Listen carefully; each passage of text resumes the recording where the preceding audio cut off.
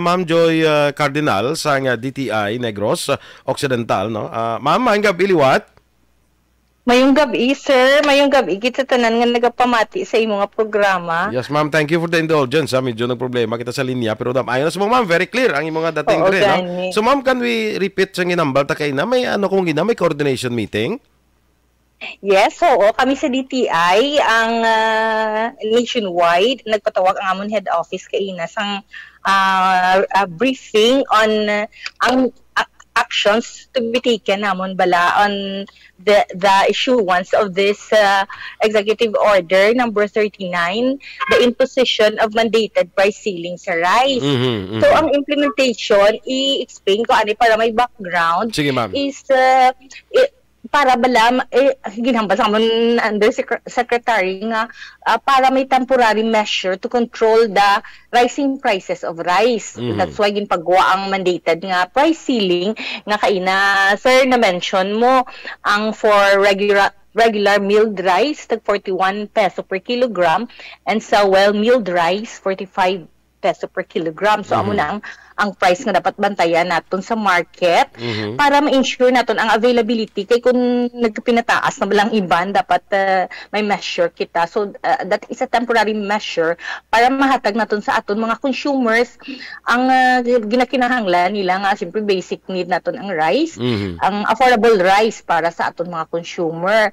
So ginmandate ni President Marcos nga ang DTI na mention sa executive order no ang Department of Agriculture kung sa diin amo gina siyang may jurisdiction on rice because it is an agricultural product pero ato man dito ang DTI nga ato to spearhead ang amon nga role yung clear kay ina sa amon is the profiling and validation of retailers. Ang mga retailers bala naton nga nagabaligya nga maapektuhan sang ini nga executive order i-profile kwao namon ang information ng mga important data about those retailers kay syempre maapektuhan sila ng ang ilang negosyo bala basi ma-perde sila how.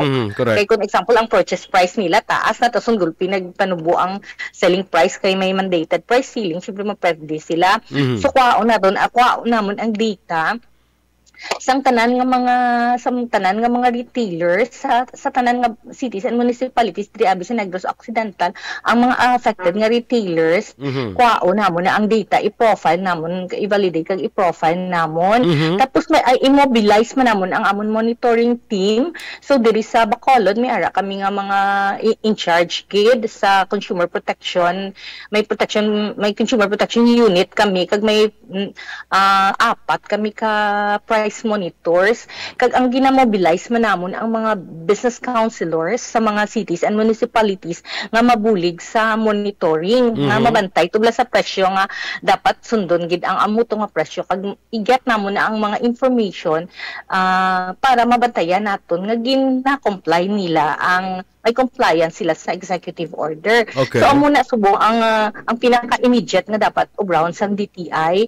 ang data gathering on prices and on profiles ng mga rice retailers na affected sang mandated price ceiling. Anong purpose ng profiling kag validation naton, ma'am? Ang profiling kay involved man diri bala ang Department of Social Welfare and Development may fund sila nga ihatag nga financial assistance po sila lang guro i-interview kay hindi man ako authorized kay amo na gani sir ang na-mention ko ang affected meaning mapiktuhan negosyo nila posible perde sila kay ang subong nga prevailing price nila baligya amo ni tapos gulpi panubuon basi may epekto sa ila do may financial assistance sila nga mabaton from the government. So on that part hindi na ako yung mag-detail kay hindi man under sa amon jurisdiction ang amon lang yan nga makakuha kami sang profile information sa mga names, business names ng retailer, names ng owner, kag kung ano mga pricing nila, kag kung ano ang effect sa ila balahaw nga nga pilagin maperdi nila tungod sa amon ni ang mga stocks nila basi damo bala. Oo. So amon na ang amon nga isa ka ulubrahon namon sa DTI. Luwas pa sa monitoring gidya may ari na di sa amon nagakadto kaina mga personnel from the PNP because may directive man sila nga ma-join man sila in case nga ma-team monitoring. So kami wala pa kami naka-coordinate with wala man kita the Department of Agriculture kundi Office of the Provincial Agriculture is under sa provincial government kung ano ang amon nga himuon kung ma-team kami or kung mansig monitor man kami pero kami may ara gid kami nga mga monitors nga pwede namon na nga mahimo ang gathering of data on prices kag profile sa mga retailers. Oo, pero samtang ginahimo ninyo ma'am ang profiling kag validation, ipatuman giniya ang buwas siya ipatuman giniya ang price cap, ang price ceiling ng 41 pesos. Patuman giniya siya. Dapat ang aton mga retailers para wala silang violation kay mandated price ceiling para bala sir i-announce sa mga retailer dapat ma-comply sila kay kung ang non-compliance ma-constitute man mo sa mga penalties later. Yes. Oo. So amo nang dapat mabalaan man sa aton mga retailers nga since may issue nga executive order nga naga-mandate nga may price ceiling ang rice, ang ilaman himuon is to comply kay kung ang actually monitoring pa lang kami sir mo ang masunod sila is enforcement na pero syempre na mention ko kaina ang rice is under the jurisdiction of Department of Agriculture ang about sa enforcement ang ma-submit kami report sa DA. Ang amon mag-gather i-forward na sa regional office may Department of Agriculture man. So para hindi na mabudlayan na may mga penalty pa ang madakpan, ang aton nga campaign information for our retailers is ma-comply na lang sila sa ginapatuman nga mandated price ceiling. If ever may mga mag-violate sino mapasaka kaso ni si ila ma'am? Ang amo na mag-gather kami information kami sa DTI pero i-forward naman ang information sa Department of Agriculture. So like sa mga complaints handling and siyempre may mga reklamo na damo na expectedly may mga reklamo man from the side of the retailers. Okay. And mga enforcement na bala like ang tawag tabla wala lang ko gaano example lang mga confiscation or penalty gaagi man na sa due process mo. So ihatag na naman ang information sa Department of Agriculture. So, practically, I understand ang Department of Agriculture, amo niya sila yung kung may kaso, sila ila na jurisdiction niya ang pagpasaka. Oo, kita subong gina-advocate ginato, no? We are calling sa aton mga retailers, sa aton mga rice retailers to work with the government in relation sa Executive Order 39. Nga maka-operate sila kaya ang aton sila nga purpose ang Filipino ang aton mga consumers affordable nga price man kay do kita consumer man tatanan ano do mabatsaga na gina naton nga kung magtaas ang magtinaas ang mga prices especially dyan sa bugas kay basic need na siya naton. Why tayo ma'am profiling sa mga mangunguma, iti mangunguma piktado man sila sigurado mo kay mabarato man ni karon ang ila ni ang ila humay. Hindi lang kung makasabat for the farmers kay under naman under sa Department of Agriculture basta may ara man sila pero ang amon lang kaina nga may standard template na kami nga ginhatag para magpalarias ang information nga i-gather namon. So amon na igamito namon nga template para mag-gather sang mga information about the rice retailers. Ang PNP ma'am anong ila papel sinidire mangdakop sila o nag-coordinate sila di sila kaina ambot kung nagkadto man sila sa Agriculture Office.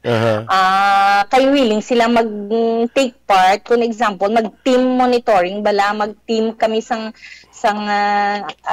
Office of Agriculture nga magdulungan kami bala willing sila mag-join. Amo man na ilang mandated man sila nga mag-take part man. Ma'am, lastly, amo nibing matabo, pag libot ni boss malibot na kamo, I'm sure, no? Malibot na kamo. So pag let's say may isa ka rice retailer may nagligya bugas nga wayagin tuman, anong imuon ninyo? I-get ginamo niya ang information niya. Ang ang may possibility ayan nga wala siya kabalo pero ang ano bala ang hinabal nga ignorance Of the law excuses no one. Excuses no one. Correct. Ang naging controversial na ni Damo na naga-talk about this ano gani this issue one sa aton nga president. Ang nakabalo naman naguro sila. So amo na kwaon ginamo niya ang information kung wala sila ka comply ma-appear gid sa amon report nga kung taas balaya ila price ipa-appear ginaya namon sa report namon. Okay, sige. Ma'am, sige ma'am, we'll help you in the information dissemination as far as the executive order is concerned, no? Pila naman ni kadlaw amon ginistoryahan no. So pabalo nato na ang aton nga mga retailers as to the executive order nga gin-issue sa aton presidente. Ma'am, salamat po. Sige ma'am, may announcement.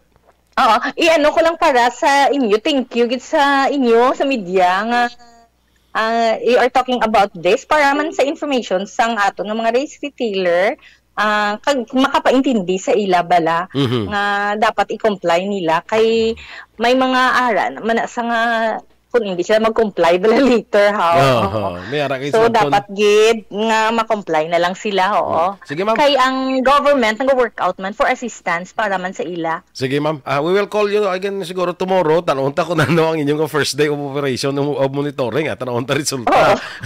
Sige ma'am, salamat gid for time. Salamat gid ma'am. You're welcome, sir. Salamat gid. Mga ka-aksyon si Ma'am Laina Joy Cardinal sang DTI Negros Occidental.